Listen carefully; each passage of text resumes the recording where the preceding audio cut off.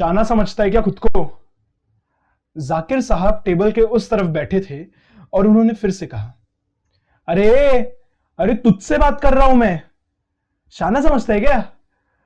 सुन, जब तक जगह पे बैठा हो ना तब तक तू ठीक है, एक बार उठा ना जगह से, साले उतना मारूंगा तेरे को उठते बैठते नहीं आएगा। मेरी आंखें एकदम नीचे थी और मैंने धीमी आवाज में उनसे कहा, साहब पूछिए पूछिए जो पूछना है। उन्होंने फिर मेरी तरफ देखा और कहा, मर्डर के चार्जेस है तुझ पे, क्यों मारा रहे उन्हें? मैं इन सवालों से ऊब चुका था और मैंने भी ताव में आके कह दिया, अरे मैंने नहीं मारा उन्हें साहब, झूठा इल्जाम लगा रहे मुझ पे। आपके सारे ऑफिसर मुझसे यही पूछेंगे और मैं यही जवाब देता रहूं क्या? अब जाकिर साहब से भी रहा नहीं गया और उन्होंने भी ताव में आके कहा, ए आवाज कम रख, तेरे बाप के कुत्ते नहीं हैं हम लोग। तभी मम्मी की आवाज किचन से आई और मम्मी बोली, अरे बेटा तू आज नहाएगा भी या जाकिर साहब की ही कस्टडी में रहेगा? पापा को लेट हो रहा है बेटा, जल्दी आ। अक्सर होता ऐसा है कि जब भी ठंडे पानी से नहाने के लिए बाथरूम में जाओ ना तो ऐसी कहानियां बन ही जाती हैं, लेकिन हर हर गंगे का नाम लेकर जो पानी डालने में मजा है उसकी बात ही अलग है। मेरे पापा शिखर चंदानी जी के यहाँ माली का काम करते हैं। वैसे वेतन उतना कोई खास नहीं मिलता, लेकिन चल ही जाता है घर कैसे ना कैसे। बाथरूम से जब बाहर आया तो पोहे की खुशबू ने मन को मोह लिया, लेकिन पूजा किए बगैर कहाँ कुछ खाने को मिलता है। लेकिन सच बात बताऊं तो मम्मी पापा और मैं जब एक साथ नाश्ते के लिए बैठते हैं ना तो ये मेरे दिन का सबसे सही वक्त होता है। हर रोज पापा किसी ना किसी मुद्दे को लेके मम्मी को चिढ़ाते हैं और मेरी माँ भी चिढ़ जाती है। बात तो तब पलटती है जब माँ पापा के जवानी वाले किस्से खोलने पर आती है। पापा एकदम चुप हो जाते हैं। तब मुझे स्कूल जाने का बड़ा शौक है। गलत मत समझिए, मुझे पढ़ने लिखने का कोई शौक नहीं है। मुझे दोस्तों के साथ रहना बड़ा पसंद है। मैं और मेरे पापा ठीक 9 बजे घर छोड़ देते हैं। मेरा आज फिजिक्स का पेपर है। मैं 11th में हूँ। क्या है, तैयारी तो हो गई है लेकिन डर लगता है ना यार। बेसिकली मुझे इस बात का भी डर है कि वो जो मोटा है ना वो क्लास के बाहर आज भी मेरा इंतजार कर रहा होगा। सुमन जोशी नाम है उसका। सबसे बुरी आदत उसकी कि अपनी बेंच मुझसे साफ कराता है, खाली भी मुझे से कराता है और पेपर में बैठ के मेरा ही पेपर देखता है। सबसे बुरी बात। लेकिन एक बात बताऊं, लड़का अच्छा है, मेरे साथ हमेशा रहता है। इन ख्यालों से निकला तो स्कूल की बिल्डिंग के सामने आ चुका था। मेरी स्कूल 2 मंजिल की और दूसरी मंजिल पे वो क्लास थी जहां मुझे आज एग्जाम देना था। मैं एग्जाम रूम में बैठा और सबसे बुरी आदत मेरी वहां शुरू हुई। एग्जाम जस्ट शुरू होने के पहले मुझे सुसु आ जाती है। लेकिन ठीक है यार, हर इंसान की अपनी अपनी कमजोरी होती है। तो मैं चला गया टॉयलेट के पास, लेकिन टॉयलेट के साइड में जो स्टोर रूम है ना, उधर से सिगरेट की स्मेल आ रही थी। स्टोर रूम का दरवाजा हल्का खुला था और मेरे दिमाग में यह चल रहा था कि जब पूरी स्कूल का स्टाफ एग्जामिनेशन में बिजी है तो इधर कौन आया होगा। मैं धीरे से अंदर गया तो वहां पर सुमन 12th क्लास के लड़कों के साथ खड़ा था। वो वहां पर सिगरेट पी रहा था और मेरे दिमाग में यह चल रहा था कि अब मैं क्या करूं। मैं भी गुस्से से तमतमाया और मैंने उससे कहा, साले सुमन, पूरा स्कूल पेपर दे रहा है और आज तेरा पेपर है, तू यहां बैठ के सिगरेट फूंक रहा है। तभी उदित, जो कि 12th क्लास में है और उसकी और मेरी खास इतनी कुछ बनती नहीं, बीच में बोला, ए सुशांत, वो पी ही नहीं रहा रे आज वो। ए सुन सुन, तू गुस्से में मत आ रे, उसने आज किंगफिशर पियल है। क्या किंगफिशर? असली मायनों में आज अपना दोस्त मर्द बना है। क्या समझा?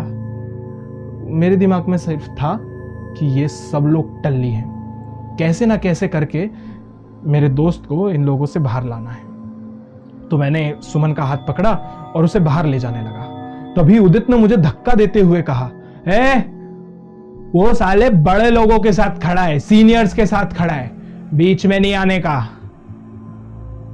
मेरी सटक चुकी थी और मैं ज्यादा कुछ कहना नहीं चाहता था, फिर भी आज मैंने खुद को रोका नहीं। सुन, तेरा पैसा है ना, तेरे घर पे रख, उसके करियर के साथ मत खेल। मैं किसी के करियर के साथ नहीं खेलता, समझा ना? तेरे दोस्त को पूछ, जाना रहेगा तो लेके जा। मैंने उदित की तरफ देखा और फिर सुमन की तरफ देखा तो सुमन ने वो दारू की बोतल हाथ में उठा ली। मैं कुछ आगे कह ही ना पाया। मैं सीधे उस कमरे से निकला, पेपर दिया और शांति से अपने घर चला गया। क्या कहता? मैं वहां से अपने घर आया तो माँ बोली, बेटा आज नीता दीदी की शादी है, क्या नहीं चलेगा तू? पापा और मैं तो जा रहे हैं। तो मैंने कहा, मम्मी कल पेपर है, आप लोग जाओ, मुझे तैयारी करनी है। पापा भी आज शाम जल्दी घर आ चुके थे और हमेशा की तरह मुझे 20 रुपये दिए कि मुझे कुछ खाना हो या फिर कुछ बाजार से लेना हो तो मैं ले आऊं। उसके बाद हुआ ये कि माँ पापा तो चले गए, लेकिन घड़ी में अब बज चुके थे 8:30 और 8:30 बजे दरवाजे पर किसी ने दस्तक दी। मैंने जब दरवाज़ा खोला तो शिखर चंदानी जी आए थे।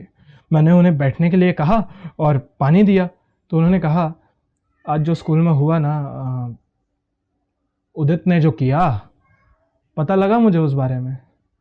मैं एकदम डर चुका था क्योंकि मुझे इस बात का डर था कि अगर ये बात सुमन के पापा को पता चली ना तो उसे जिंदा दफना देंगे।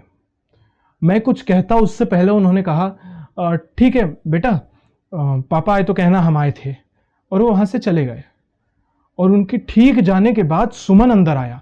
उसने खुद ही दरवाजा बंद किया और मुझसे कहा, भाई उदित पीछे पड़ा है, बचा ले यार प्लीज, बहुत मारेगा भाई। और मुझे कुछ समझ में ही नहीं आया। तभी तुरंत वापस दरवाजे को वापस किसी ने खटखटाया और मुझे लगा मम्मी पापा होंगे। तो मैं दरवाजा खोलने ही जा रहा था तो ये पीछे से बोला, भाई मत जा यार, भाई उदित होगा यार, मत जा।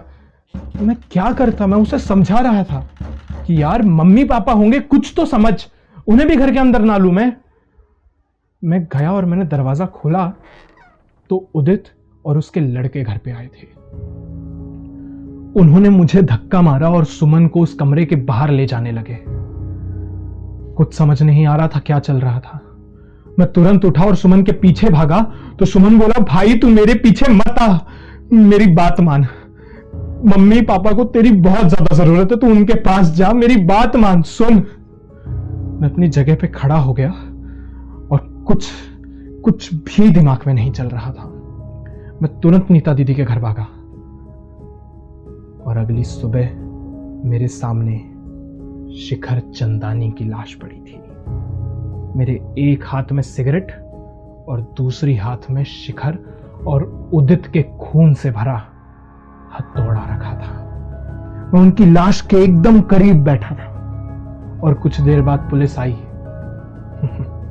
कुछ देर बाद पुलिस आई। उन्होंने मुझे अपनी जीप में बिठाया और स्टेशन ले गए। शाना समझता है खुद को।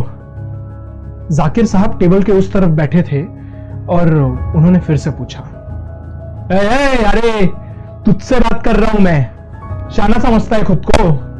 साले जब तक जगह पे बैठा हूं ना मैं, तब तक ठीक है, एक बार उठा ना तो साले उठते बैठते नहीं आएगा तुझे। मेरी नजर एकदम नीची थी और मैंने धीरे से कहा, साहब पूछिए क्या पूछना है? मर्डर के चार्जेस है तुझ पे, क्यों मारा उन्हें? मैं इन सवालों से ऊब चुका था और मैंने कहा, साहब मैंने नहीं मारा उन्हें, कितनी बार ये कहना पड़ेगा? आपका हर ऑफिसर आके मुझसे यही सवाल करता है। जाकिर साहब भी अब ताव में आ गए। आवाज कम कर, तेरे बाप के कुत्ते नहीं है हम। 1 महीने बाद मुझे फांसी पर चढ़ा दिया गया। लेकिन एक बात कहूं, जहां तक पहली बार जब मुझे फांसी पर चढ़ाया जा रहा था ना, तो मेरे मम्मी पापा सामने खड़े थे और मुस्कुरा रहे थे।